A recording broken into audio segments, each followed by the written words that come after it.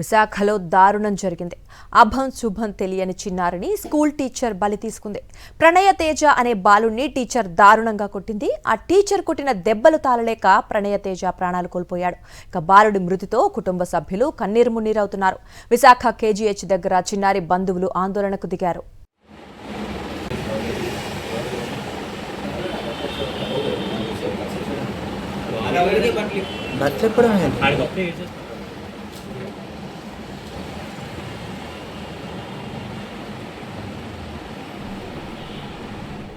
విశాఖలో దారుణం జరిగింది. అభం శుభం తెలియని చిన్నారిని స్కూల్ టీచర్ బలి తీసుకుంది.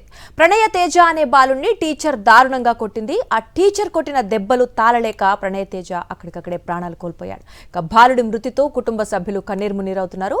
విశాఖ కేజీహెచ్ దగ్గర చిన్నారి బంధువులు ప్రస్తుతం ఆందోళనకు దిగారు. ఇక ఇదే అంశానికి సంబంధించి మరిన్ని అప్డేట్స్ వైజాగ్ నుంచి మా కరెస్పాండెంట్ అనిల్ అందిస్తారు. అనిల్, చూస్తున్నా దారుణ ఘటన. చిన్నపిల్లాడని కూడా చూడకుండా అభం శుభం తెలియని ఆ బాలుని కొట్టడంతో అతను మృతి చెందిన ఘటన చూస్తున్నాం.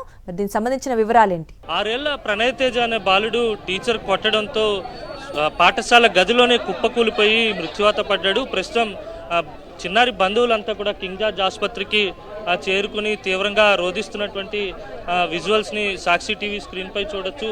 ఇది ముమ్మాటికి స్కూలు యాజమాన్యం అలాగే టీచర్ నిర్లక్ష్యం కారణంగానే ఆ బాలుడు చనిపోయాడని తీవ్రంగా ఆవేదన వ్యక్తం చేస్తున్నారు. వారిపై చర్యలు తీసుకోవాలని చెప్పి డిమాండ్ చేస్తున్నటువంటి పరిస్థితి మనం ఆ విజువల్స్లో చూడొచ్చు. బాలుడి తాలూకా అమ్మ టీచర్ కొట్టడంతోనే చనిపోయాడు. ఏ ఒంట్లో బాగోపడలేదండి. బాగోపోతే మేము అసలు పంపించు.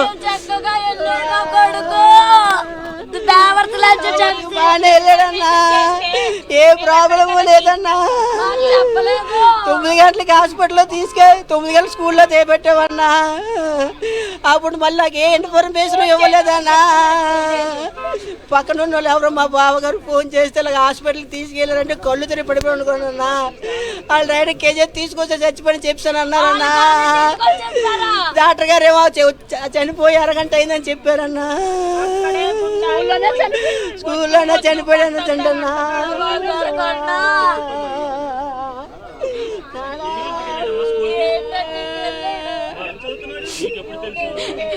మాకు వెంటనే పడిపోగా కేజీ తీసుకొచ్చాక చెప్పారు. 11 బంధువులంతా కన్నీరు మున్నీరుగా విలపిస్తున్నారు. ముఖ్యంగా ఆ చిన్నారి తల్లిదండ్రులు కన్నీటి పర్యంతం అవుతున్నారు. ఎటువంటి ఇబ్బంది లేకుండా ఉదయం ఎంతో హుషారుగా స్కూలుకు వెళ్ళాడని టీచర్ కొట్టిన కారణంగానే కుప్పకూలిపోయి చనిపోయినట్టు సీసీ ఫుటేజ్ ద్వారా తమకు తెలిసిందని చెప్పి చెప్తున్నారు. ముందుగా స్కూలు యాజమాన్యాన్ని స్కూల్లో ఉన్నటువంటి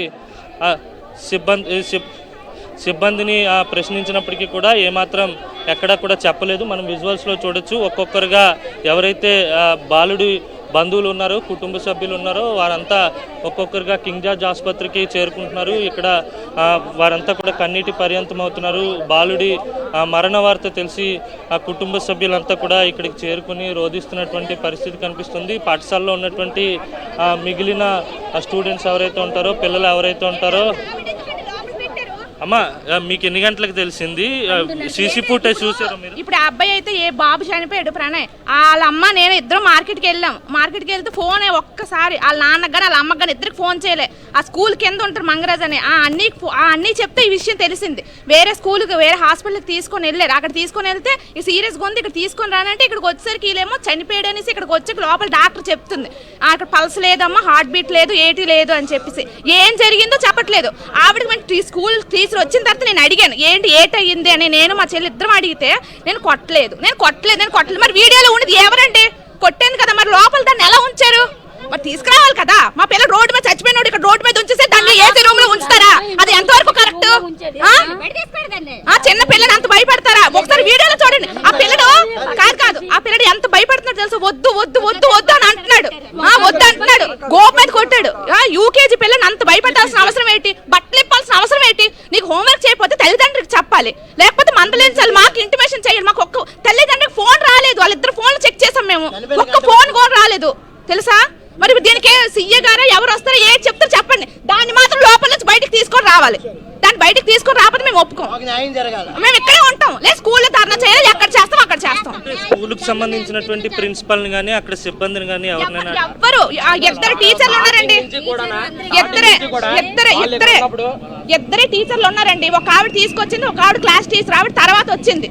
వాళ్ళిద్దరే ఉన్నారు, ఇంకెవ్వరూ లేరు. ప్రిన్సిపల్ కూడా మాకు ఎవరో తెలియదు, ఆవిడ వచ్చింది కూడా మాకు తెలియదు.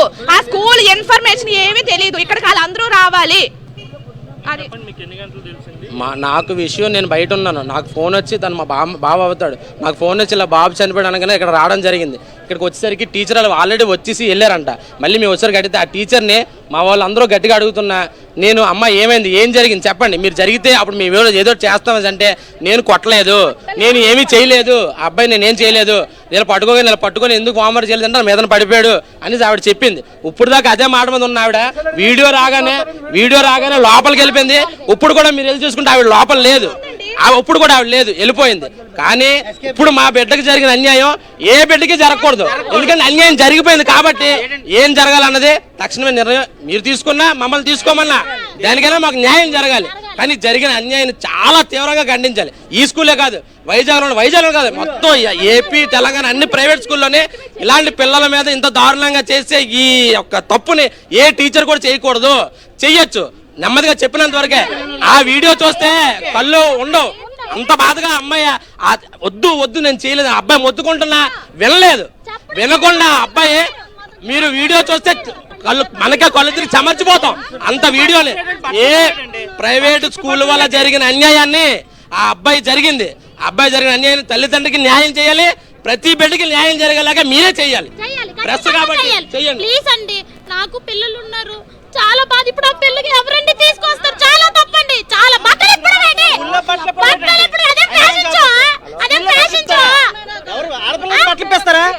ఆడపిల్లలకి బట్టలు ఇప్పేస్తారా? స్కూల్లో బట్టలు ఇప్పి కొట్టడు, ఒక కొట్టాలి తిట్టాలి, లేకపోతే ఇంటిమేషన్ చేయండి పేరెంట్స్ కి. అంటే పిల్లలకి స్కూల్లో బట్టలు ఇప్పేటి సంస్కారం ఎక్కడి నుంచి వచ్చింది ఇది? అంటే ప్రైవేట్ స్కూల్లో పంపితే ఒక ఉన్నతమైన విద్య వస్తుంది అనుకుంటా, కానీ ఇలాంటి నీచమైన వస్తుందని చెప్పుకోవట్లేదు. ఎలాగే అంటే ఇలా కూడా పంపించకూడదు పిల్లల్ని. ఇంట్లో ఉంటే మాట అంటలేదు, స్కూల్లో పంపిస్తే అక్కడ కూడా వీళ్ళు ఎలా చేస్తే ఎవరు చెప్పుకుంటారు? అంతే కదా. మీకు ఎన్ని గంటలకు తెలుసు? బాబుకి మేనమామని అవుతాను. ఇలా చనిపోయారని నాకు తెలిసిన విషయం వెంటనే ఫస్ట్ చాలా బాధకు గురయ్యాం. ఇక్కడికి వచ్చిన తర్వాత ఆ బాబుని చూస్తే మాకు మా పిల్లలు గుర్తొచ్చారు. ఎందుకంటే అందరం స్కూల్స్కి అనేది పంపిస్తాం, పిల్లలు ఎదుగుతారు, వాళ్ళ భవిష్యత్తు బాగుంటుందని. భవిష్యత్తు లేకుండా జరిగిపోయింది ఇంకా బాబుకి. రెండో విషయం ఏంటంటే, ఇక్కడ ఆ బాబు ఇక్కడికి వచ్చిన తర్వాత ఈసీజీ చేశారు. ఈసీజీ చేస్తే ఆ కాపీ లేదు. రెండో విషయం, బాబు గ్రౌండ్లో పడిపోయారని చెప్పేసి ఏదో పుకారు పుట్టించారు. సీసీ కెమెరాలో క్లియర్గా క్లాస్ రూమ్లో ఆవిడ మీదే పడిపోయింది. మూడో విషయం, ఆ బాబుని కొట్టలేదని టీచరు అబద్ధం చెప్పారు.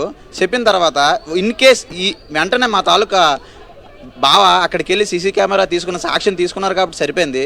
ఏవైనా సీసీ కెమెరా సాక్ష్యం లేకపోతే మా బిడ్డ ఎందుకు చనిపోయాడో కూడా రోజు ఆలోచించుకోవాల్సిన అవసరం వస్తుంది వాళ్ళకి. పోస్ట్ మాస్టర్ చేయడానికి, పిల్లల్ని చూడడానికి తల్లిదండ్రులకి ఇది లేదు. కనీసం ఎలా చనిపోయాడో కూడా తెలియకపోవడం అనేది తల్లిదండ్రులకి అంత పెద్ద బాధ ఇంకొకటి రాకూడదు. దయచేసి మీడియా వారు పట్టించుకొని దీనికి తగిన న్యాయం చేయాలి. ఆ తల్లిదండ్రులకే కాదు, పిల్లలకు భయం చెప్పండి. మాకు మా టీచర్లు చిన్నప్పుడు చెప్పారు ఆ రకంగా. కాబట్టి మీరు ఏ విధంగా చేయాలి, ఏ విధంగా చెప్పాలి. చదువు అనేది ప్రతి మనిషికి అవసరం, వివేకం కోసం చదువు అవసరం. చదువు లేకపోతే ప్రపంచం లేదు. కానీ వాళ్ళ భవిష్యత్తులకి టీచర్స్ ఏ విధంగా ఇది అవ్వాలని ట్రైనింగ్ ఇచ్చి ఆ ప్రైవేట్ స్కూల్స్లో కానీ గవర్నమెంట్ స్కూల్స్లో కానీ ఒక రూల్ని, ఒక యాక్ట్ని తీసుకొని రావాల్సిందిగా మనవి. ఒక తల్లిదండ్రులుగా చనిపోయిన బిడ్డకు మేము తల్లిదండ్రులు కాకపోవచ్చు, కానీ మాకు పిల్లలు ఉన్నారు, అంతే అర్థం చేసుకోండి. మీరు ఏమవుతారండి? ఏంటి మీకు ఎన్ని గంటలకు తెలిసింది? వెంటనే వాళ్ళు ఏం చేశారంటే తల్లిదండ్రికి కూడా ఇంటిమేషన్ చేయకుండా, తల్లిదండ్రికి ఇంటిమేషన్ చేయకుండా డైరెక్ట్గా వాళ్ళ హాస్పిటల్ తీసుకెళ్ళి కేజీస్ తీసుకొచ్చింది మాకు అందరికీ తెలిసింది. అయితే చదివించడానికని పంపిస్తే చంపిస్తారా పిల్లలు? మీరు అదేనా? అసలే గవర్నమెంట్ అనే మాకు వాటి మీద ఇది లేకే మేము ఇంత కష్టపడి వాళ్ళు చదివిస్తుంటే వాళ్ళు చంపిస్తారా? చంపడమేనా? హోంవర్క్ చేయలేని చంపిస్తారండి? చెప్పండి, ఒక్కసారి చెప్పండి. ప్రతి తల్లిదండ్రులు కూడా అడుగుతున్నాం, చెప్పండి. చంపేస్తారా? వారం రోజులు పిల్ల టూర్ నుంచి వచ్చాడండి. వారం రోజులు ఊరు వెళ్ళాడు. ఈ రోజు వచ్చాడు హోంవర్క్ చేశాడంటే ఆడు ఒక ఇంజనీరింగ్ స్టూడెంటా? వారం రోజులు హోంవర్క్ ఒక రోజు చేయగల ఆడు ఇంజనీరింగ్ స్టూడెంటా? పోనీ పడిపోయాడు, పిల్లడు పడిపోయిన తర్వాత కనీసం నోట్లో గాలి వదిలిన పిల్లడు బతుకుతాడు కదా. ఒక సిపిఆర్ కూడా తెలియకుండా ఒక ఎడ్యుకేటెడ్ టీచర్, ఒక టీచర్ ఎడ్యుకేట్ చేయకుండా ఒక టీచర్ని నియమించుకుందంటే ఆ స్కూల్ ఎంత వరస్ట్ స్టేజ్లో ఉందో కూడా మీరు ఆలోచించుకోవాలి. మినిమం ఒక టీచర్ని జాయిన్ చేసుకుంటే పిల్లలకి ఏ విధంగా ఒక డే కేర్ లేదు. ఇప్పుడు పిల్లల్ని గవర్నమెంట్ హాస్పిటల్లో మేము జాయిన్ చేసుకోవచ్చు, గవర్నమెంట్ స్కూల్లో జాయిన్ చేసుకోవచ్చు. అంత డబ్బు పెట్టి ప్రైవేట్ స్కూల్లో ఎందుకు జాయిన్ చేస్తాం? మేము అంత ఫెసిలిటీ ఉంది, పిల్లలకి ఏమైనా ఒక నిమిషం మీరు టేక్ కేర్ చేస్తారని మేము అంతంత డబ్బులు పోసి ప్రైవేట్ స్కూల్లో జాయిన్ చేస్తాం. మీరు చేసిన తర్వాత వాడికి బట్టలు ఇప్పడం, కొట్టడం, మీకు అంత బాధ ఇబ్బంది అయితే పేరెంట్స్ మీటింగ్ పెట్టాలి. పెట్టి పిల్లడు ఇలా ఉన్నాడు, పిల్లడు ఇలా ఉన్న తర్వాత ఆయన మాట్లాడించండి, ఆడి పద్ధతి మార్చండి అని చెప్పాలి. అందుకే మారకపోతే అప్పుడు తల్లిదండ్రుల మీద యాక్షన్ తీసుకోవాలి. అంతేకాని మీరే బట్టలు ఇప్పి పిల్లల్ని కొట్టేసి పిల్లడు ఆవిడ మీద పడినప్పుడు కూడా ఆవిడకి స్పర్శ తెలియలేదు, నవ్వుతుంది ఆవిడ. అంత వరస్ట్ స్టేజ్లో ఉంది ఆవిడ. తల్లిలో మరి ఆడదో కాదు నాకు తెలియట్లేదు. మీకు ఎన్ని గంటలకి తెలిసింది? మీరు ఏమవుతారు పిల్లడికి? వాళ్ళు పెదనాన్న, బాబు గారు పెదనాన్న, మా బావగాడు అవుతాడు, బావని పిలుస్తాం. మామూలుగా నాకు 1:15 ఎప్పుడు తెలిసింది. తెలియగానే మామూలు వీడియో చూస్తాను. వీడియోలోనే అయితే అబ్బాయి అయితే మాత్రం భయపడిపోయి వద్దు వద్దు వద్దు అన్నాడు. తను ఇలా కొట్టగానే పడిపోయి ఇంకా గడిపోయింది. నేను చూసిన సీసీ కెమెరాకు ఏదైనా ప్రైవేట్ స్కూల్లో అలా చేయడం చాలా తప్పు అన్న.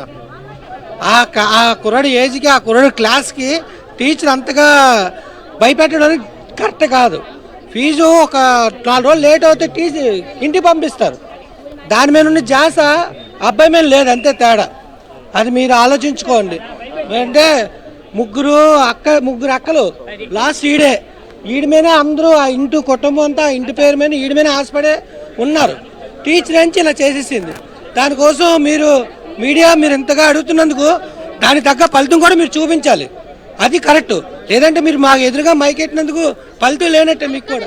ఇది మొత్తం మీద ఎవరైతే ఆ చిన్నారి బంధువులు ఎవరైతే ఉంటారో వారంతా కూడా ఆసుపత్రి వద్దకు చేరుకొని కన్నీరు మున్నీరుగా రోధిస్తూ ఉన్నారు. ఆ తప్పుడు సమాచారం ఇవ్వడంతో పాటు ఎవరైతే టీచర్ ఉన్నారో ఆ టీచర్ కొట్టిన కారణంగానే ఏటమ్మా మీరేమవుతారు? ఆ అబ్బాయికి నాన్నమ్మని అవుతానండి. మాకు తెలిసేసరికి బాబు ఇలాగా అని చెప్పి మాకు చెప్పేశారు. చెప్తే మాకు అసలు కాలు చేతులు ఆడలేదన్నమాట. ఏంటి ఇలాగా అనేసరికంటే బాబు ఇలాగా స్కూల్కి వెళ్ళాడు, అక్కడ పడిపోయాడని వరకు మాకు తెలిసింది. ఇక్కడికి వచ్చాక తెలిసింది ఏంటంటే ఆవిడ కొట్టేసింది.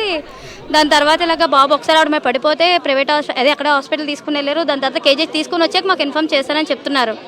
అలాగా మా పిల్లల్ని ఎంతో అల్లరి ముద్దుగా పెంచుతారు. స్కూల్కి మంచి బుద్ధులు నేర్చుకోవాలని, చదువు నేర్చుకోవాలని, మంచి ఉన్నత విద్య కావాలని స్కూల్కి పంపిస్తుంటారు. కానీ స్కూల్లో టీచర్స్ ఇలా కొట్టడం, చనిపోయే వరకు పరిస్థితి రావడం చాలా దురదృష్టం. చాలా తప్పండి. అసలు స్కూల్లో టీచర్ నిజంగా పిల్లలు హోంవర్క్ చేయలేదు, తప్పు చేశాడు. అది పేరెంట్స్ ఫీజు కట్టేది పేరెంట్సే కదా, వాళ్ళకి ఇన్ఫామ్ చేయొచ్చు కదా.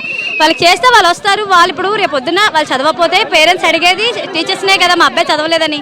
ఆ ఇన్ఫామ్ ఏదో ఆ పేరెంట్స్కి ఇస్తే మళ్ళీ వాళ్ళు దెబ్బలాడమో వాళ్ళు చెప్పడమో ఏదో చేస్తారు కదా. వాళ్ళు చేయకుండా వాళ్ళు చేసుకోవడం, ఇలా చేయడం చాలా తప్పు. అది